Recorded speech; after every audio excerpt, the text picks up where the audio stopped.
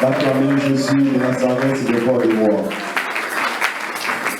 Que Dieu vous bénisse, que le Seigneur nous bénisse. Pour la boutoire de l'eau. Nous avons le deuxième jour, la mission séminaire, la Bissika Oyo, depuis l'Obi, nous avons été trop bénis. L'introduction, il y a loi par le frère Kevin Fumoke, Ndenge a décortiqué. Je crois que au Bazaki Lobby, Bazaki, bénéficiaire, il y a Molo ensemble. Amen, amen. Au Bazaki Telobi, tiré terrain pour rappeler, pour qu'il va expliquer, monsieur, dans le livre Esther, ici, quand on tiré terme la biseau, malgré la loi j'entrerai. Est-ce que quelqu'un peut dire malgré la loi j'entrerai? Malgré la force j'entrerai. Malgré la résistance j'entrerai. Esther, va continuer la résistance, va continuer la loi, depuis le expliquer l'histoire. Où ils allaient Esther, Azalaki déjà la Katia, maison royale, peut-être ma camarade est comme elle a été. Mais alors bien était, pour la tine à peuple n'angaï, pour la tine les camarades étaient mis les bosses dans la awa, qu'on a économie été, mon tabou coco t'attendait ceux qui va baigner été. Plusieurs moments nous arrivent de la vie, ceux qui va baigner été moyen aussi présenté. Parce que c'est une loi qui oblige. Mais Esther, a le bien été, pour la la loi qui s'est présentée devant moi, je vais entrer, je vais violer la loi, je vais briser la loi. Esther, le Oyo, nous avons allé sur la loi malgré la loi parce qu'il y avait une personne qui avait osé de briser la loi. Amen, amen. Tikana Isaou, na boutou le lot, ce que vous voyez au le message au là, tu vas rester toujours avec les lois qui vont toujours décoloniser. Ce que vous avez la canne au message au là. Ce que vous avez le local, comme d'habitude, laissez-moi te dire, les lois et vous quittez au thé, et vous dites à la wana. L'autre parce que vous avez Kolongola ya loi o essayer le molaki ya go un péché qui était la loi non c'est le moment encore les lois et balade toujours continuer mais quand Esther a bouka qui loi na yi tikana yi bisayo beaucoup de la loi et bien na kati ya vie au koloba et la loi je sais bien que tu existes mais pour la tina vie na ngai au exister je sais bien que la sorcellerie existe mais la sorcellerie n'est pas dans le gâté na yi bien que dans ma cabodele et sali nango mais pour la tina vie na ngai nazo pesa o tingisa wana te o va convenir. Les lois existaient et les lois continuent toujours à exister. Mais pour la tina Esther na peuple na ye mokolo wana loi c'est la nini ifuka maki nazana posa na poko lelo mutu moko azokanda Esther aloba eti atako na nyaka bien atako na buti déjà atako na sudia libala mais na yebi na kasa libota olo ezali libota ko pesa confiance te a loi ezali il faut qu'on mette du sérieux. Que le Seigneur nous bénisse. Apoko lelo ndi kotikala bisayo soko kobonde loko bonde la ka oui le bonheur au na baloi. Ici c'est genre de prière vous avez une fois tellement alors été dans ma famille il y a des lois ils ont pris ça ils sont il y a des lois ils ont pris ça estemoté il y a mon besoin de mon apoko lelo ils ont continué toujours malgré la loi j'atterré la soutien aux amis les lois qui empêchent la délivrance. Amen, amen. La loi où il empêche chaque moto, elle va causer la délivrer. La loi où ils ont empêché moto malgré aux gens mais ils ont kangao quelque part. La loi où ils ont empêché moto, elle va causer la délivrer totalement. Elle va causer la restaurer totalement. Les lois qui empêchent la délivrance. Donc vous voyez ce qu'on a livre à Luc chapitre 14, verset 1er à 6. Frère Kevin, s'il vous plaît, au gros sur la mission de lecture. Luc chapitre 14, verset 1er jusqu'au 6e verset. Amen, amen. Jésus étant entré un jour de sabbat. S'il vous plaît, comment a souligné le jour de sabbat. Continuez. Dans la maison de l'un des chefs des pharisiens, pour prendre un repas. Le pharisien l'observait. Vous soulignez observer. Commencez. Et voici un homme hydropique était devant lui. Vous soulignez hydropique. Un homme hydropique. Avancez mon frère. Jésus prit la parole et dit aux docteurs de la loi et aux pharisiens, est-il permis ou non de faire une guérison le jour du sabbat? Ils gardèrent le silence. Alors Jésus avança la main sur cet homme, les guérit et le renvoya. Puis il leur dit, lequel de vous son fils ou son bœuf tombe dans un puits, ne l'envoie le jour du sabbat. Verset 6. Et ils ne purent rien répondre à cela parole. Amen. Acclamons la parole du Seigneur.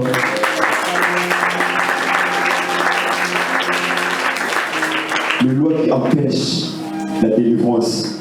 Dans le livre où il y a eu des na kaya mutumoko azalaki bloqué par une loi et bandé ko empêcher délivrance ya vie na ye.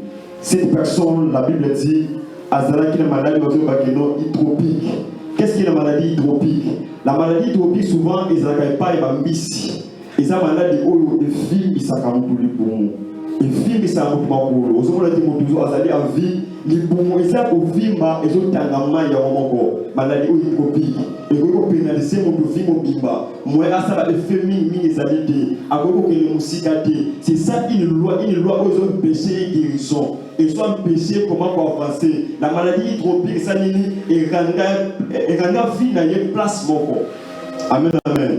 Maladie wana efimi sakabato. Imagine que non maladie oyo ezali mpona bambisi mais motu oyo aza kovivre toute la nature étant dans l'eau étant aussi na vie ya bato normale. Maladie wana etikala jamais kopesa ye temps ya kovivre. C'est comme cela avec plusieurs personnes avec nous ici. Oza maladie moko toza problème moko ezali que non ekando vie bloquée. Ata ozolukomela bakisi akomisi temple ya Nzambe oyo temple du Saint-Esprit ekomi temple ya médicament. Mais malgré les médicaments que vous prenez, il n'y a pas aussi la solution. Amen, amen. Parce qu'il y a une loi qui doit empêcher à vivre délivrance, il y a guérison. Chaque jour, avant de vivre bongo, na malade wana, il bongo vimbaye, kotagaye masadi, mutu aza ko pola etaki aza en vie. C'est ça la méchanceté de la loi. Et c'est bongo bi no yo go jamais ko vivre guérison. Na kata mutu aza double loi, eux ont empêché délivrance na ye. Mais la carte de maladie, ils ont empêché de délivrance d'ailleurs. Mon colombo peut alobi à son angolo et délivrance d'ailleurs. Ils ont trouvé ce qu'on a sabbat. Amen, amen. Deuxième loi. Et d'abord la vie d'ailleurs, mon corps a la loi où ils ont empêché à vivre de délivrance.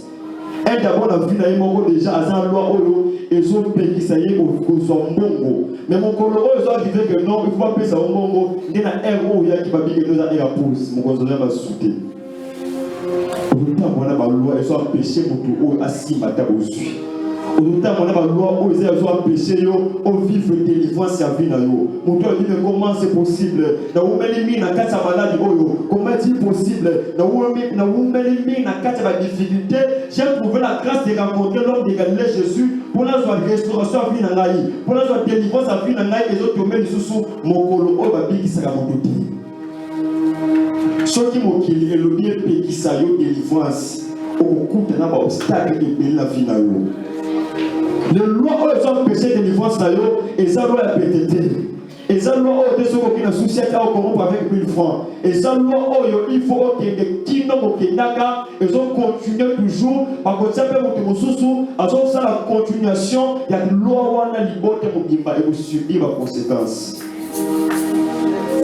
Papa, on s'est dit, loi va empêcher à vivre les cerveaux. Après mon colo sabbat, ça va bien le dire à mon colo babi qui s'arrête.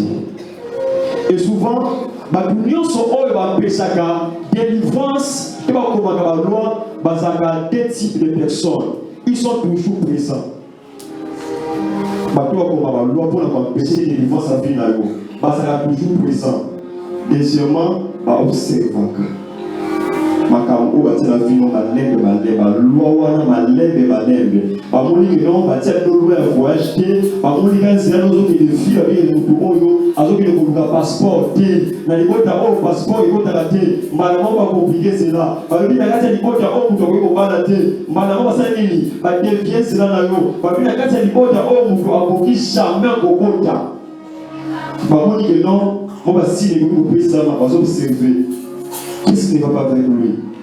À ce moment-là, ça va amplifier encore ma paix pour t'empêcher certainement où les alliés passage à Vinayo. Et moi, j'essaie de dire Vinayo n'a pas de l'eau et bien mis à cause de la Vinayo n'a pas de l'eau, ça n'a pas de l'eau, ça n'a pas de délivré. Et que les lois aux autres canaux, ils ont pas la bouche de l'eau. Papa, on a l'objet, la suite, on a la sabbat. Je sais dit ce papa Oyo, à son mérite sa ligne, à la délivrance, il a 4 millions dans son awa. Partout, on connaît les lois, on est que notre combat la dé. Et pour ceux qui s'agissent, moi, on va la dé. On va dire, parce qu'on s'en péché que l'on se diplôme, ceux qui s'agissent, moi, on va est-ce qu'on va dire, l'on se diplôme, parce que c'est la loi. Parce que nous, nous devons voyager, ils sont posés en question. Et pour ceux qui sont moi, non, comme visa et demi, à voyager, parce que ça nous reste une bonne.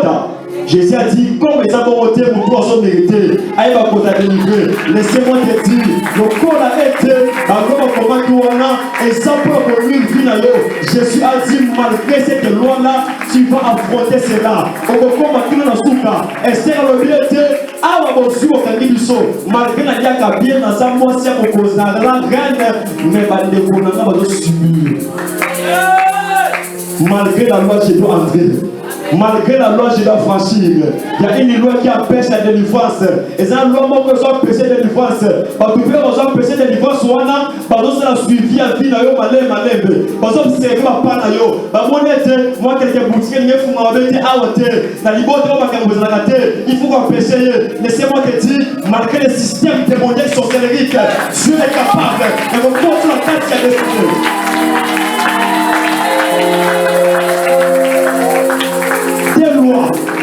Nous sommes dans l'homme encore, mais pour la canne, ils ont dit quelle loi. Après la loi malade, ils ont payé ça y est, pour vivre aux années délivrance. Deuxième chose, mon colo va l'aider à délivrer, et ça, mon colo va l'aider, mon colo sabbat. Mais pourquoi les jours sérieux vont passer l'interview, ils vont la férier? C'est ça les lois. Alors, ils sont péchés aux hommes ça là. Quand mon colo, mon colo, mon colo, non, mon colo, là. Laissez-moi te dire, les frères du mot qu'on votait Jésus, la victoire de l'homme était, malgré cette loi qui t'empêche la délivrance, au compte la délivrance, la fête à niveau malgré ma gagnona, laissez-moi te dire, parce qu'à tes chers m'appellent le maintenant, la niveau d'Aoyo, vous ne devez pas la tête, par les terres de la CTO, à la CT, sera le péché avec exclu le mariage. Laissez-moi te dire, le coco, on va la vie dans le Dieu, on s'en péché, on va le commenter. Et vous souvenez à vos côtés. Ils ont péché pourquoi? Aussi d'abord, comme si vous tombez ici, vous avez envie. Aussi, on a des ici, on vous apprend à parler. Mbisi, jamais vous vivre dans le ciel qui est à vous. Alors, vous voyez pourquoi elles ont la tigre. Mais papa, on peut vous voir pourquoi elles ont mbisi. Comme ici, mbisi moutou. Laissez-moi te dire, les choses qui t'empêchent d'être une face, à cause de la tigre. Mais la boutique, le créer, ça y est, tu vas la salle qui n'est pas de chouette. Nous sommes venus pour suivre avec Jésus, malgré le système qui empêche de délivrance de Bogota. Malgré le système de loi qui empêche de délivrance, tu vas entrer. Malgré les lois.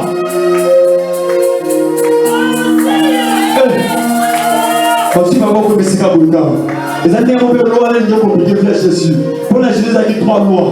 Pas dire que non, c'est ton conflit à cause de la société. La loi que tu peux jamais retourner encore en vie. Par contre, ici Jésus. Et celui qui va voter, par le fait de non voter deuxième loi, bâtir l'Ibanga. Et celui qui va voter deuxième loi, bâtir le sous soldat. Par dire que non, on vient bon, on vient libérer.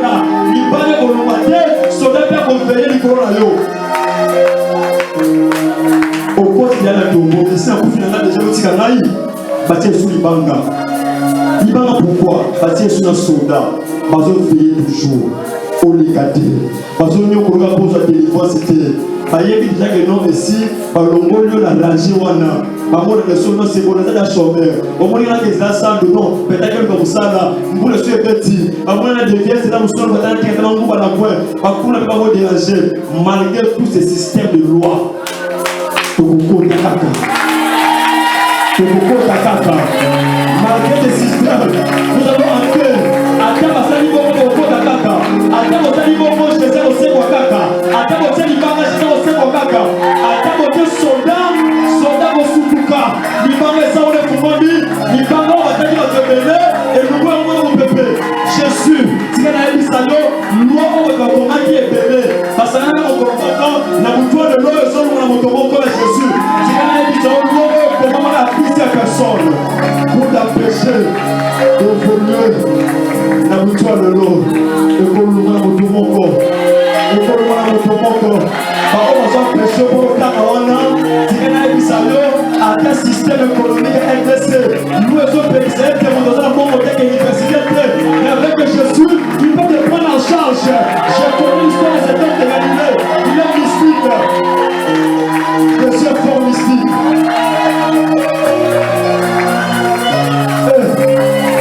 Ma bien, il faut que vous contactez.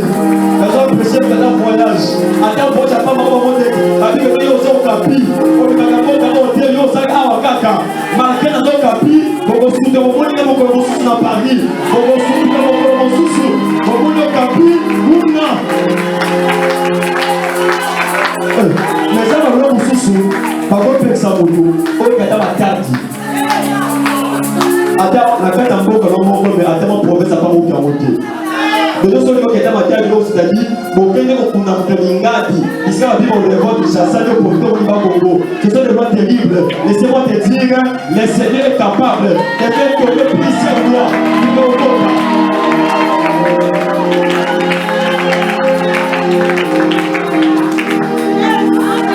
Papa, on va commisser 10. Jésus a tenu Babo, a tenu Babo, ceux qui moinent dans la yo, ceux qui prévient dans la yo. Akoui Mokoloana, nous sommes fatigués. Ils ont des haines et ça le bongo. Ils ont des haines et ça le bongo. Ceux qui ont moi dans le bongo, et ce qu'on dit ma bongo. Ceux qui m'ont là, tu vois, papa, oyo, ils ont dit n'est pas dans le loi. Et ce qu'on va dire, ils ont sapé, ma bonne ça n'a été.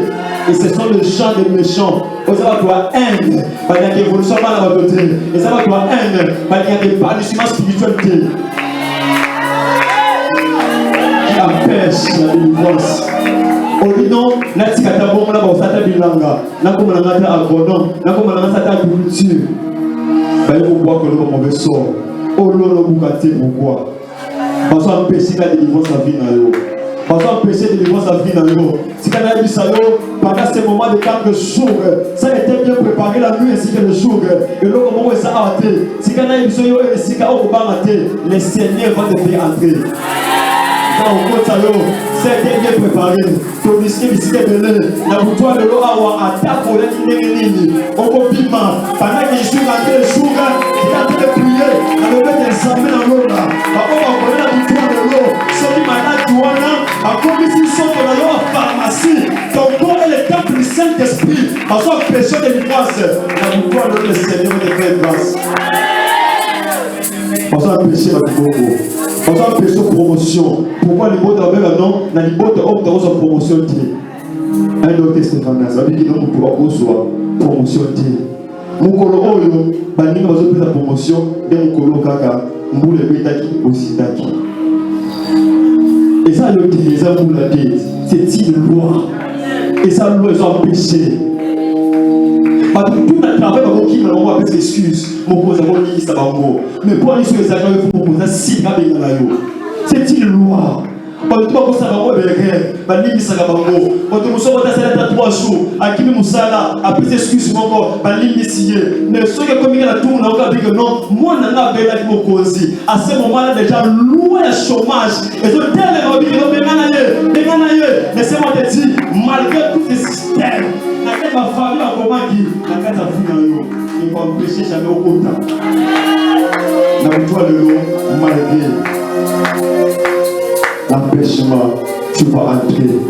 Malgré l'empêchement, il y a aussi la bombe de compte final de l'humanité. Tu vas recevoir cela. Avec Dieu, c'est possible. Malgré cela, la vie que l'on a depuis la zone matriquée, on a joué dans le Nago. Ça n'est pas du pourquoi est-ce dans mon yoté?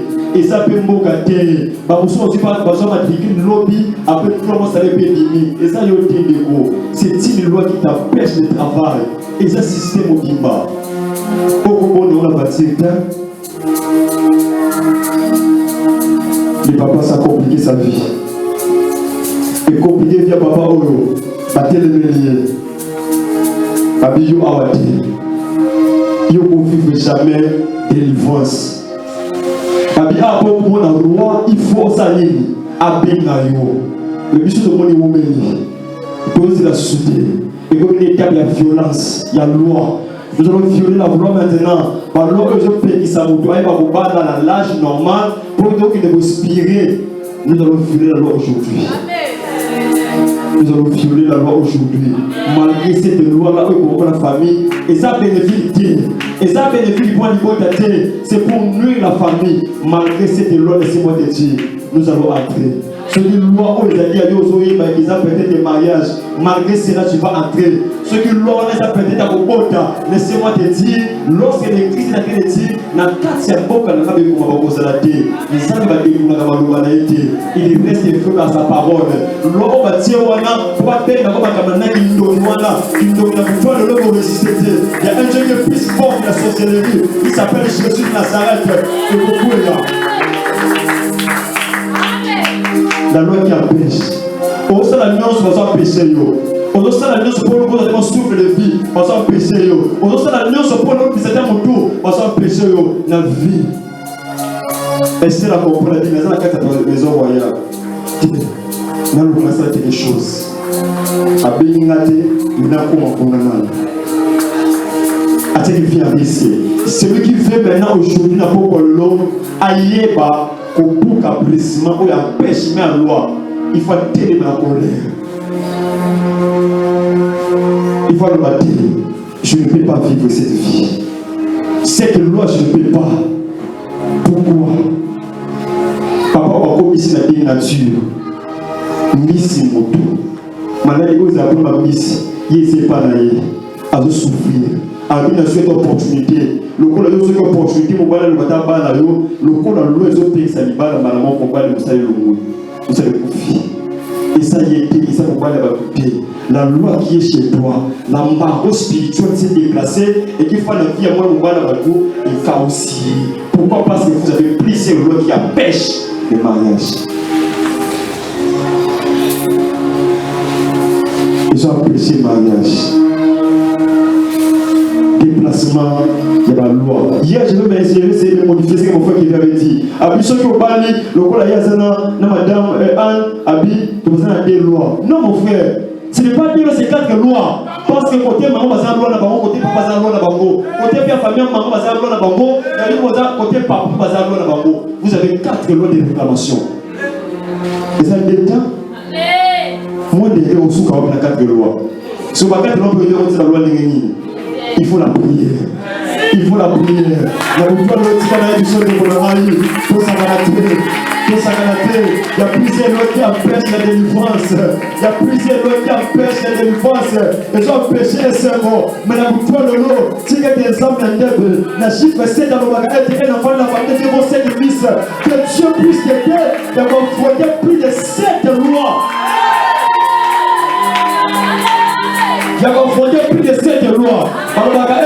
Il viendra tous sur un seul chemin. On va penser à combien de chemins 7 chemins. Laquelle 7 chemins, on va vous faire commenter.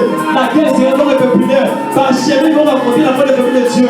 Par chemin, à qui vient à la famille de Dieu. À qui vient à la famille de Dieu. Cette tête que vous avez cherché, de créer la loi pour empêcher l'évolution de la famille et pour suivre la volonté.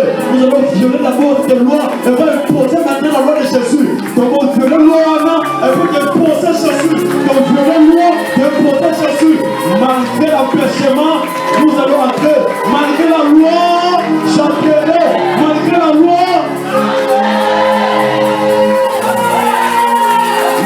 loi, j'entrerai. Donc on souffle l'empêchement là, et ça juste pour un temps. Donc on a aussi connaissance dans un séminaire. On souffle on souffle Papa, on fait vivre à Zéro. Abi na kuta na Jésus. Akuta na mambo la saba. Akuta na mutu oyo atele la loi. Mungu le bagage que moi-même je suis la main de saba. Quand Mungu les amène à saba. Quand Mungu les amène à la loi.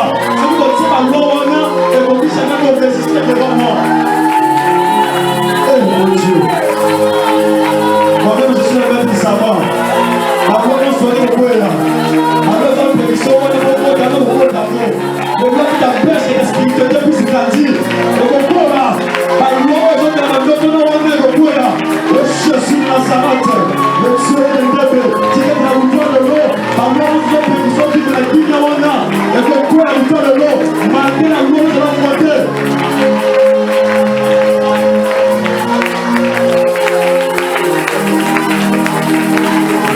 Et comment ça le petit? Soyez la main de votre ami. Et comment ça le petit?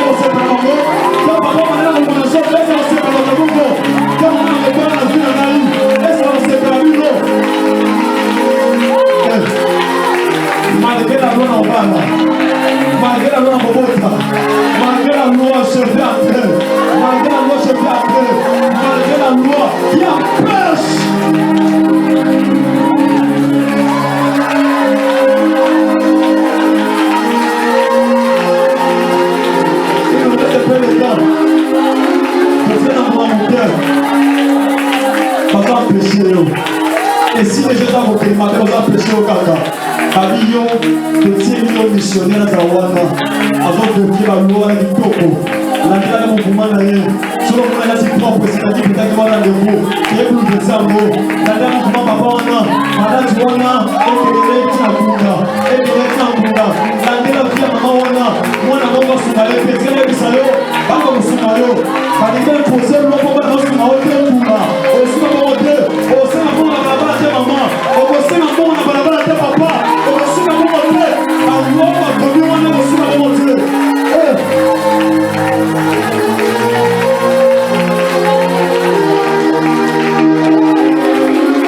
je vais citer, on a dit ça, ceux qui vont loin, les loin, ils vont papa, ils vont loin dans l'hôtel. Ceux qui vont loin, on a un peu, ça a une évolution.